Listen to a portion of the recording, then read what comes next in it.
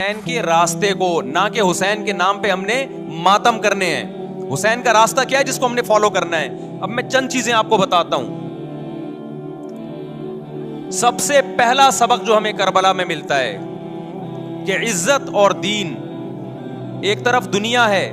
دیکھو اگر حضرت حسین رضی اللہ تعالیٰ عنہ ابن زیاد کے ہاتھ میں جا کے بیعت ہو جاتے، آپ کیا سمجھتے ہو بے تحاشا مال و دولت حضرت حسین پہ خرچ نہیں کرتا کیا وہ؟ جب ایک بڑا آدمی کسی کے ہاتھ میں بیعت ہوتا ہے تو اس کو بھی تو فائدہ ہوتا ہے نا اس سے.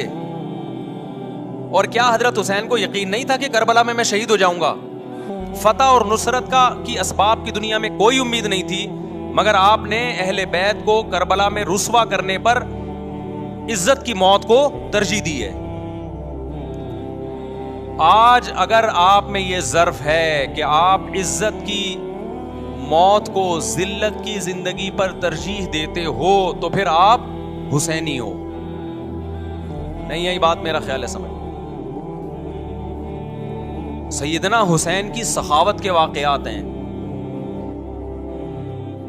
سیدنا حسین باغی نہیں تھے رضی اللہ عنہ. پھر جو اہل بیت کا طرز عمل کیا تھا، محرم میں کیا کیا ہو رہا ہے میں آپ کو بتاتا ہوں. ان میں سے کوئی بھی عمل نہ ہمیں قرآن سے ملتا ہے نہ صحابہ سے ملتا ہے. ہم تو ما انا علیہ و اصحابی، جو جنتی فرقہ ہوگا اس کی جو علامتیں ہیں، تو جب آپ ان علامتوں کے خلاف چلو گے، صحابہ و تابعین کو فالو نہیں کرو گے، تو آپ پھر اپنے آپ کو سنی کہنا چھوڑ دو. آپ بتاؤ مجھے اسلام میں کوئی مہینہ منحوس ہے؟ بولو نا، کوئی مہینہ منحوس ہے؟ تو آپ محرم کو منحوس کیوں کہتے ہو؟ لوگ مجھے کہتے ہیں مفتی صاحب فرقہ واریت پھیلا رہے ہیں. دیکھو فرقہ واریت جب پھیلا رہا ہوں جب میں کسی فرقے کے خلاف آپ کو کر رہا ہوں. میرے بیان شیعہ لوگ بھی سنتے ہیں، ملتے بھی ہیں. بہت دفعہ ایئرپورٹ پہ ملاقات ہوئی، بڑی عزت سے ملے، میں شیعہ ہوں لیکن آپ سے محبت کرتا ہوں. یہاں مسجد میں بھی آتے ہیں. میں نے کبھی کسی پہ طنز نہیں کیا. اس لیے میں بار بار کہتا ہوں جو شیعہ کا مذہب ہے اس کو کرنے دو. وہ سبیلے لگاتے ہیں، آپ ان کو مت چھیڑو، جا کے تنگ نہ کرو ان کو. وہ ماتم کرتے ہیں، آپ ان کو مت چھیڑو. وہ نوحے کرتے ہیں، وہ نوحے پڑھتے ہیں، آپ ان کو مت چھیڑو. لیکن آپ اپنی پوزیشن واضح کرو کہ آپ شیعہ ہو یا آپ سنی ہو. آپ تو ایک طرف ہو جاؤ نا. محرم میں اگر آپ مرثیے لگا کے گھوم رہے ہو گاڑیوں میں، اٹ مینز آپ سنی نہیں ہو. آپ نبی صلی اللہ علیہ وسلم کی حدیث ہے ہمارے پاس، ہم اہل سنت والجماعت ہیں، ہم سنت کو فالو کرتے ہیں. تو سنت کیا کہتی ہے؟ میتوں پہ گریبان چاک کرنا، میتوں پہ چیخ و پکار کر کے رونا. آپ نے فرمایا لیس منا، وہ ہم میں سے نہیں ہے. اور اس عمل پہ آپ صلی اللہ علیہ وسلم نے لعنت فرمائی ہے. لوگ کہتے ہیں حسین کی یاد میں رونا نبی کی سنت ہے. نبی صلی اللہ علیہ وسلم کو جب جبریل نے بتایا کہ حسین شہید ہوں گے، آپ روئے، اس لیے کہ اس وقت آپ کو یہ خبر ملی تھی. لیکن کیا ہر محرم میں آپ نے رونے کا پروگرام کیا ہے؟ یا صحابہ کو بیٹھ کے باقاعدہ رلایا ہے آپ نے؟ کیا ہو گیا بھائی؟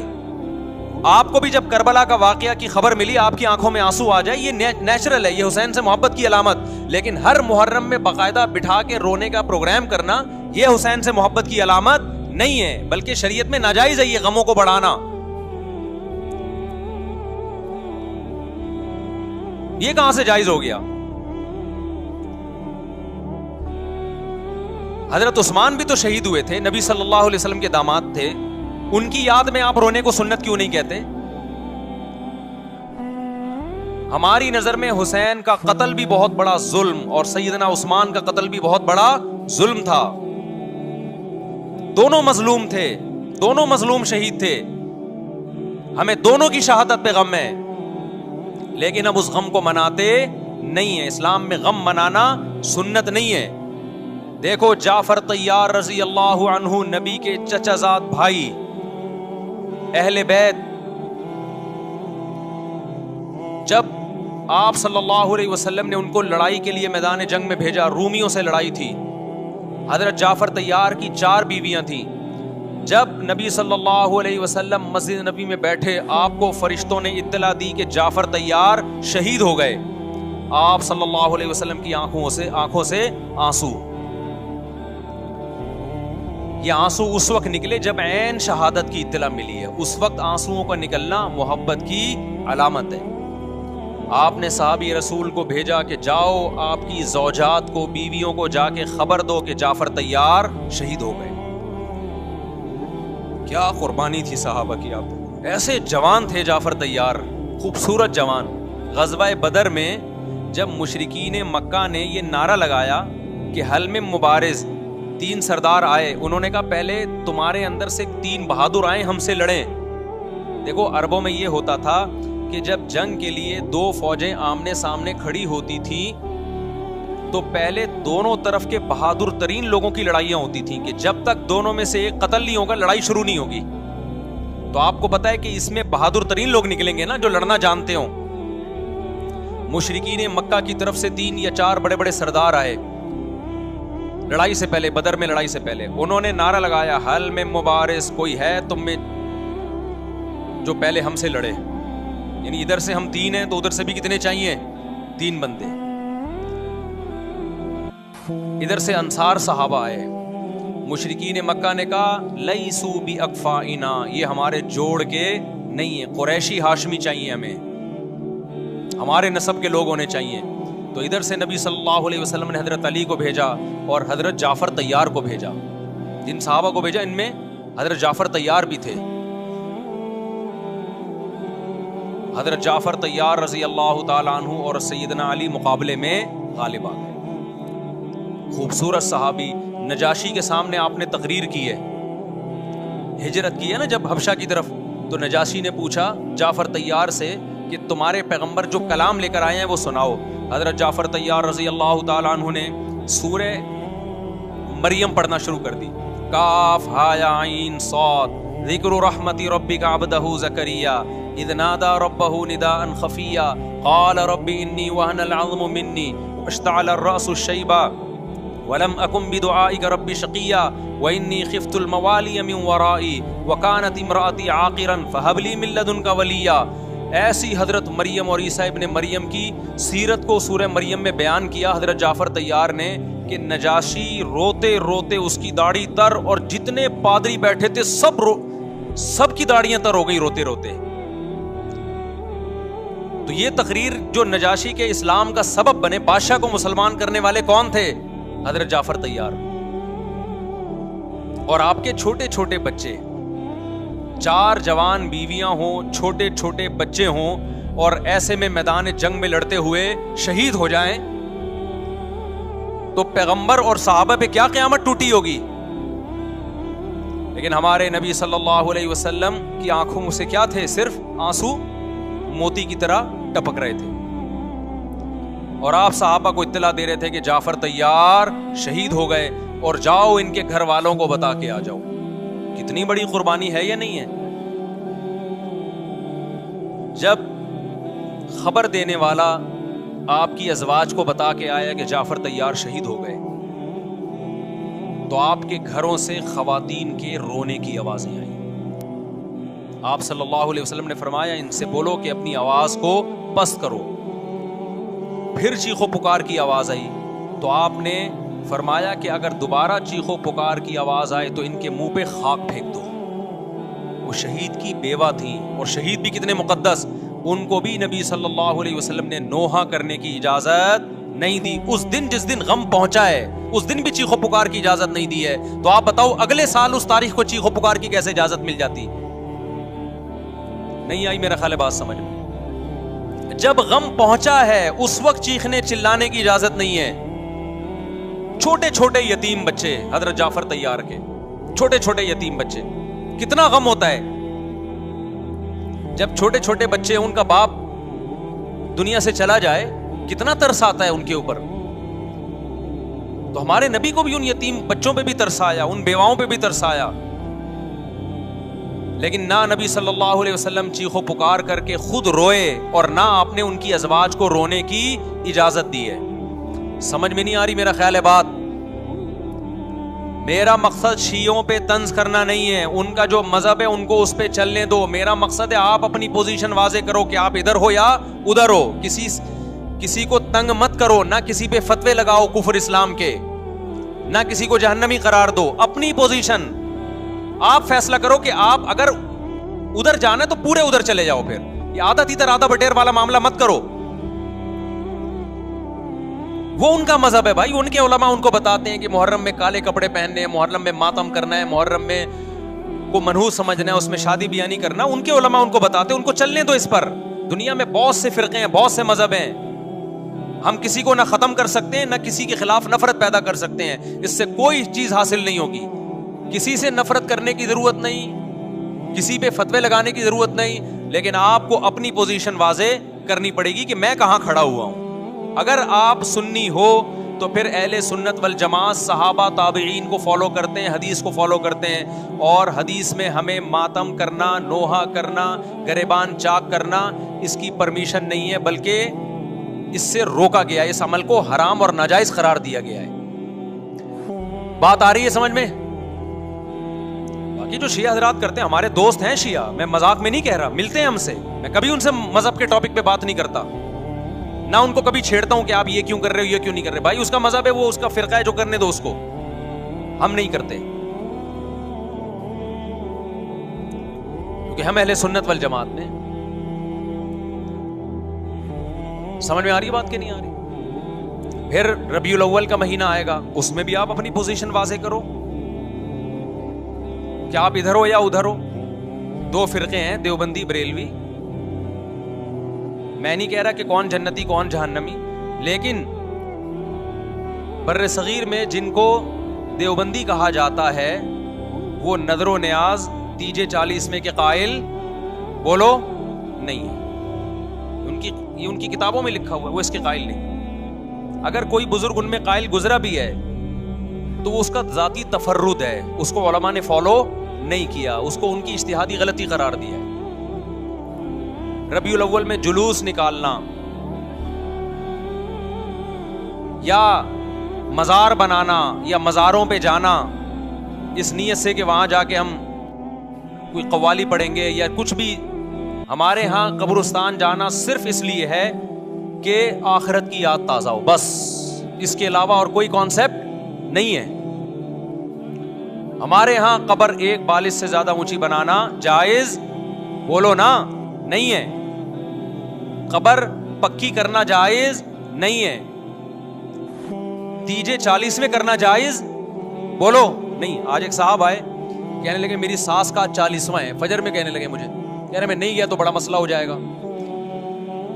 میں نے کہا بھائی ایک فیصلہ کرو, گرین چینل یا وائٹ چینل, ایک طرف ہو جاؤ بھائی, کیونکہ وائٹ چینل میں یہ جائز نہیں ہے, نہ 40واں ہے نہ تیجا ہے. اب لوگ مذاق اڑاتے ہیں مر گیا مردود نہ فاتحہ نہ درود.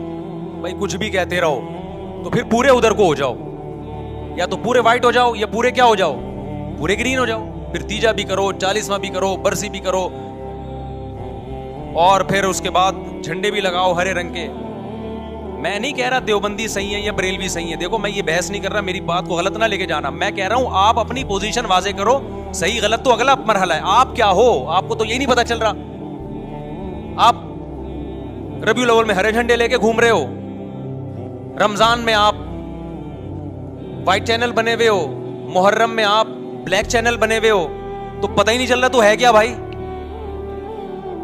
جب 73 فرقوں میں ایک جنتی ہے تو ایک کو فالو کرو نا جس کو جنتی سمجھتے ہو. اگر آپ سمجھتے ہو کہ بلیک چینل یا شیعہ فرقہ جنتی ہے تو پورے شیعہ ہو جاؤ بھائی. اگر آپ سمجھتے ہو بریلوی فرقہ جنتی ہے تو پورے بریلوی ہو جاؤ. تو جس کو سمجھتے ہو وہ بن جاؤ, لیکن پورے بنو, ادھورے مت بنو, آدھا آدھا نہ لو. بات سمجھ میں آ رہی ہے؟ میں پھر بتا رہا ہوں, نہ میں کسی کو جنتی کہہ رہا ہوں نہ جہنمی. میں یہ نہیں کہہ رہا دیوبندی جنت میں جائیں گے یا بریلوی جائیں گے یا شیعہ جائیں گے, یہ تو اللہ فیصلہ کرے گا. ہم تو وہ کریں گے جو ہماری کھوپڑی میں آ رہا ہے. ہماری کھوپڑی میں یہ آ رہا ہے کہ جس کو بھی کرو تو ایک کو کرو پورا, تاکہ ایک طرف ہو جاؤ. آدھے تیتر آدھے بٹیر مت بنو آپ, اور دوسرے کو چھیڑو بھی نہیں, چھیڑنے کی بھی ضرورت نہیں ہے. کوئی جو کر رہا ہے کہ بھائی اس کا مذہب ہے.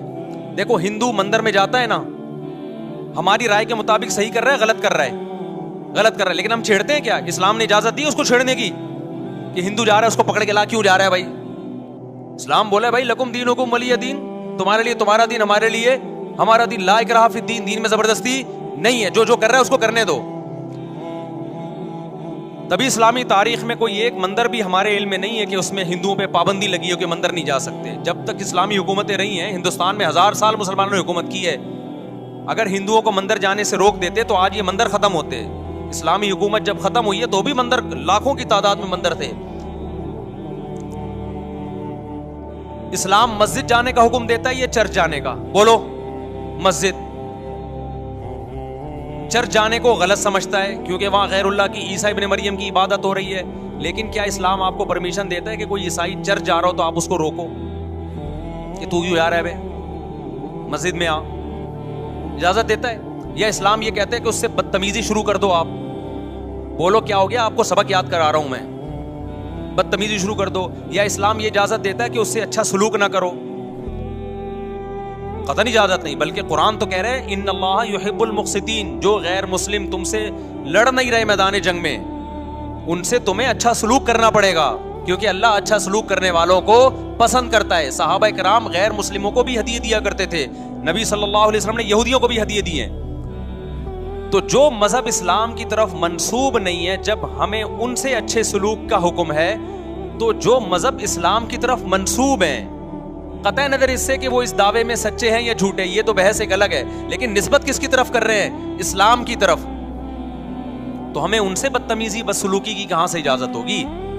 تو میں نہیں کہہ رہا کہ آپ شیعہ بریلویوں سے دشمنی کرنا شروع کر دو, ان کی دعوتیں اٹینڈ نہ کرو, ان سے کاروبار چھوڑ دو, یا ان کو جا جا کے تنگ کرو, کیوں سبیل لگا کے بیٹھے ہو, کیوں ماتم کر رہے ہو. یہ کام مت کرو آپ. ہمارا ملک اس فرقواریت کا متحمل نہیں ہے, سے فساد پھیلتا ہے. لیکن اپنی پوزیشن آپ واضح کرو, ایک لکیر ہے آپ کھینچ دو. اگر کوئی شخص آپ کے سامنے صحابہ کو برا بھلا کہتا ہے, آپ بولو بھائی یہ میری باؤنڈری کیا ہو رہی ہے, کراس. میرے سامنے آپ کو ان بزرگوں کے خلاف بولنے کی اجازت نہیں ہے جن سے مجھے عقیدت ہے. اگر یہ کام آپ نے کیا تو ہماری اور آپ کی راہیں الگ الگ. آپ کا جو مذہب ہے بھائی, آپ بند کمرے میں, آپ کے امام بارگاہ میں, آپ کے مسجدوں میں, جہاں بھی ہے, وہ آپ کا نجی معاملہ ہے. ہمارے سامنے آپ نے کوئی ایسی بات نہیں کرنی جو ہمارے عقیدے کے خلاف ہو, تو آپس میں دوستی رہے گی. اب دیکھو عیسائی آپ سے ملتا ہے, آپ گپ شپ کرتے ہو, کھانا کھاتے ہو, لیکن عیسائی بار بار بولے میں آپ کے نبی کو نہیں مانتا, میں آپ کا نبی, آپ بولے گا بھائی تو نہیں مانتا تو ہم نے کب کہا کہ مان تو, لیکن میرے سامنے بار بار کیوں کہہ رہے کہ میں تیرے نبی کو نہیں مانتا؟ یہاں سے آپ کی اس کی دوستی کیا ہو جائے گی پھر؟ ختم. تو غیر مسلموں کے بھی دو قسمیں, کسی بھی مسلک کے لوگوں سے ملو, کسی بھی فرقے کے لوگوں سے ملو, کوئی جھگڑا نہیں, کوئی بحث نہیں, ایک دوسرے کو کھانا بھی ہے, ایک دوسرے کو کھلانا بھی ہے, ایک دوسرے سے کھانا بھی ہے, ایک دوسرے کی دعوتوں میں بھی شرکت کرنی ہے. جہاں مذہب کا معاملہ آئے تو پھر آپ کسی سے بحث نہ خود کرو نہ کسی کو کرنے کی اجازت دو. اگر کوئی کچھ سیکھنا چاہتا ہے تو آپ بولو بھائی علماء کے پاس آ جاؤ, آپ کو کوئی اشکال ہے تو ہم وہاں آپ کا اشکال حل کر دیں گے. اس سے آگے بڑھنے کی کوشش بولو مت کرو, اس سے ملک میں امن ہوگا. باقی فرقے ہمیشہ سے ہیں بھائی, آج کوئی نئے تھوڑی ہیں, اور یہ ہمارا کام تھوڑی ہے فرقے ختم کرنا. یہ تو عیسیٰ ابن مریم جب نازل ہوں گے, حضرت مہدی آئیں گے, وہ تلوار کی طاقت سے ختم کریں گے, ان کے پاس یہ اتھارٹی ہوگی کہ وہ فرقوں کو ختم کریں. آپ نے یہ کرنا ہے کہ دوسرے کے مسلک کو چھیڑنا نہیں ہے اور اپنا چھوڑنا نہیں ہے. مسئلہ آپ کے ساتھ یہ ہو رہا ہے کہ دوسرے کو چھیڑ بھی رہے ہو اور اپنا چھوڑ بھی رہے ہو, دونوں الٹے کام کر رہے ہو. ایک طرف بحث کر رہے ہوتے تم ایسے, اور دوسری طرف وہی بنے ہوئے ہوتے تھوڑے دنوں میں جا کے. ہاں وہ بتا رہا ہوں, وہ نظر و نیاز والی نہیں, وہ سب کو پتا ہے. ہاں ایسی دعوت نہ ہو جس میں بدعت کی تائید ہو. تو آپ جو کر رہے ہو نا, وہ یہ کر رہے ہو دوسرے کو چھیڑ بھی رہے ہو, جس سے ملک میں بدامنی پھیل رہی ہے. تقریریں سنو, شیعہ ایسے, بریلوی ایسے, دیوبندی ایسے, اہل حدیث ایسے, تقریروں سے کیا پھیل رہی ہے؟ نفرتیں.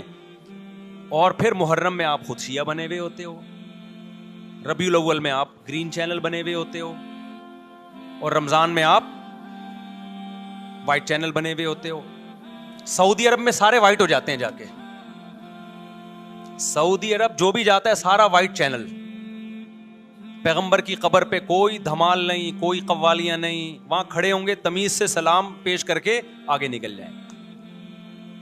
وہاں کوئی چیخو پکار نہیں, وہاں جا کے سارے کیا ہو جاتے ہیں؟ وائٹ, کیونکہ وہاں حکومت کا ڈنڈا ہے. ٹھیک ہے, تو گورنمنٹ کے پاس تو یہ اختیار ہے بھائی ڈنڈا چلائے, ہمارے پاس یہ اختیار نہیں. ہم تو تمیز سے بات کریں گے, سمجھائیں گے, محبتیں پھیلائیں گے, کیونکہ جب عوام ڈنڈا چلاتی ہے تو اس سے اصلاح کم اور فساد زیادہ ہوتا ہے. تو میں بار بار کہہ رہا ہوں بھائی دوستیاں رکھو, کوئی دفتروں میں شیعہ سنی لڑائی نہ ہونے دو, یہ غلط ہے. محبتیں پھیلاؤ لیکن مسلک کو چھوڑنا نہیں ہے. جب کوئی آپ سے کہے محرم میں یہ کام کرو, بولو بھائی ہم چونکہ اہل سنت والجماعت میں سے ہیں, ہم چونکہ سنی ہیں, لہذا ہمارے ہاں کوئی مہینہ ہمارے مذہب کے مطابق منحوس نہیں ہے. پھر کوئی آپ کو اصرار کرے نہیں یہ نہیں یہ نہیں یہ, آپ بولو بھائی ہم تم پہ اپنا مسلک تھوپ رہے ہیں کیا؟ تم جلوس نکالتے ہو, تم ماتم کرتے ہو, ہم تو نہیں تمہیں روکتے آ کے, بلکہ گورنمنٹ تمہیں تحفظ دیتی ہے, سیکیورٹی دیتی ہے گورنمنٹ تمہیں.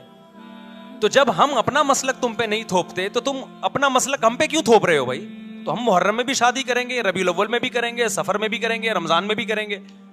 ہم نے تو 4 کرنی ہے, ہم مہینوں کے حساب سے شروع کر دیں تو پھر ہمارے تو بڑے مسئلے ہو جائیں گے بھائی. سمجھ میں آ رہی ہے بات کہ نہیں آ رہی؟ حضرت جعفر طیار اہل بیت میں سے تھے, کتنی زوجات تھیں؟ 4 تھیں. حضرت علی کی کتنی تھیں ایک وقت میں؟ حضرت فاطمہ کے دنیا سے جانے کے بعد 4 تھیں. یہ بھی ہے سنت میں, نکاح کو فروغ دو, یہ اہل بیت کا طریقہ ہے تاکہ سوسائٹی میں زنا کم ہو, بیوہ طلاق یافتہ عورتوں کو ٹھکانہ ملے. خیر, تو اب میں بات سمیٹ کے ختم کر رہا ہوں. لوگ کہتے ہیں محرم میں ہم نکاح کیوں کریں بھائی, فرض واجب تو نہیں ہے نا, چلو حرام نہیں ہے لیکن فرض بھی تو نہیں ہے نا. لوگ یہ بھی کہتے ہیں, دیکھو جب قرآن نے کسی چیز کو حلال قرار دیا ہو نا, تو قرآن اس کو پسند نہیں کرتا کہ آپ عملاً اس کو حرام کر دو.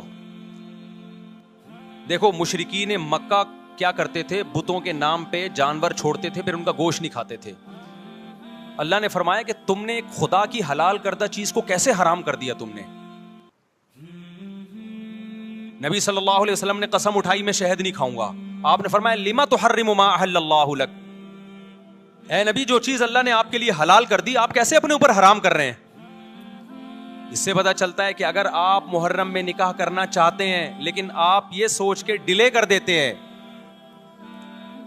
کہ بھائی اس مہینے میں لوگ نکاح کو برا سمجھتے ہیں, تو یہ ڈیلے کرنا آپ کے لیے ناجائز ہوگا. کیونکہ لما تحرم ما احل اللہ لک, اللہ نے جس چیز کو تمہارے لیے حلال کیا تم نے کس دلیل کی بیس کے پر اپنے اوپر پابندی لگائی ہے اس پر. ایک تو ہے نا کسی کو شادی کا خیال ہی سفر میں آ رہا ہے, ربیع الاول میں آ رہا ہے, وہ تو ایک الگ بات ہے, لیکن اس کا نکاح محرم میں ہونا تھا, صرف محرم کی وجہ سے وہ ڈیلے کر رہا ہے کہ جی میں ربیع الاول میں لے کے جاؤں گا. یہ ڈیلے کرنا قرآن و سنت پہ زیادتی ہے یا نہیں ہے؟ یہ اللہ کے حلال کو عملاً حرام کرنا ہے یا نہیں ہے؟ نہیں ہے یہ بات سمجھ میں؟ پھر اگر کوئی شیعہ آپ سے کہتا ہے کہ بھئی آپ ہمیں چھیڑنے کے لیے یہ کام کر رہے ہو, آپ بولو نہیں بھائی ہم آپ کو چھیڑنے کے لیے نہیں کر رہے, آپ کا مسلک ہے, آپ اس پر عمل کریں, ہمیں اس پہ کوئی اعتراض نہیں ہے. لیکن ہم کس کے پر عمل کریں گے؟ ہم اہل سنت والجماعت ہیں. کتنے صحابہ ہیں, خود نبی کی نکاح محرم میں ہوا ہے. اور ویسے بھی ہمارے ہاں شہادت ایک منحوس عمل نہیں ہے, شہادت ایک مبارک عمل ہے. 10 محرم پہلے سے فضیلت والا دن تھا, محرم پہلے سے فضیلت والا مہینہ تھا. حسین ابن علی کی شہادت سے اس مہینے کے تقدس کو 4 چاند لگ گئے ہیں اور مقدس ہو گیا یہ مہینہ. یہ کیسی بات ہے جو شہادت کا دن ہو ہم اس کو منحوس قرار دے دیں؟ بھائی ہمارا یہ جگرا نہیں ہے. سمجھتے ہو کہ نہیں سمجھتے ہو؟ تو اس لیے محرم میں اگر کسی نے نکاح کرنا ہے اس کو ڈیلے مت کرو میرے بھائی. لوگ کہتے ہیں فرض تو نہیں ہے نا, آپ اگر اس کے نحوست منحوس ہونے کی وجہ سے ڈیلے کر رہے ہو تو پھر آپ پہ فرض ہوگا کرنا. کیوں؟ اس آیت کی روشنی میں لما تحرم ما احل اللہ لک, اے نبی جس چیز کو اللہ نے حلال قرار دیا آپ کس دلیل کی بیس پہ اس کو اپنے اوپر حرام کرتے ہیں؟ سمجھتے ہو کہ نہیں سمجھتے؟ تو اسی طرح یہ جو باقی کام محرم میں ہو رہے ہیں, مرثیے سن رہے ہیں لوگ, نوحے سن رہے ہیں, رکشے والوں نے بھی لگائے ہوئے ہیں, تو بھائی شیعہ حضرات کا مسئلہ کہ ان کو کرنے دو, آپ یہ عمل مت کرو. اگر آپ سنی ہو تو پھر اہل سنت والجماعت کے ہاں میتوں پہ رونے کے مرثیے یہ جائز نہیں ہے, کیونکہ اس سے غم بڑھتا ہے.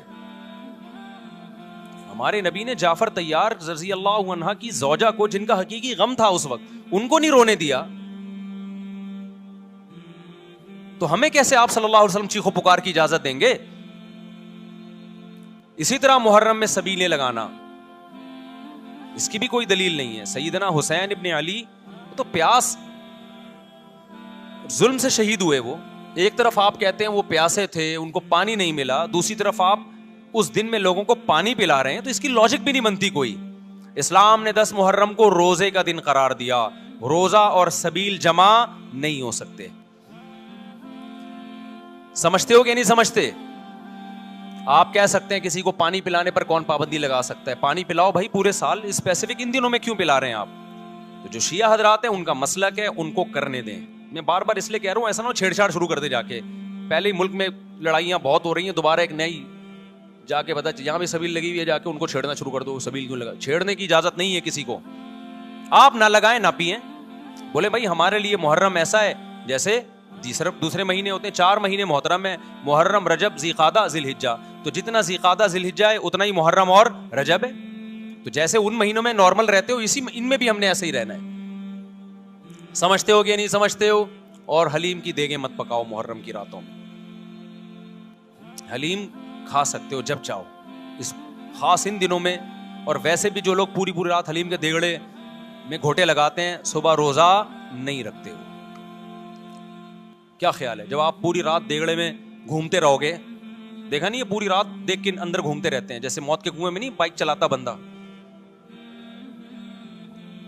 تو صبح روزہ رکھے گا ایسا آدمی؟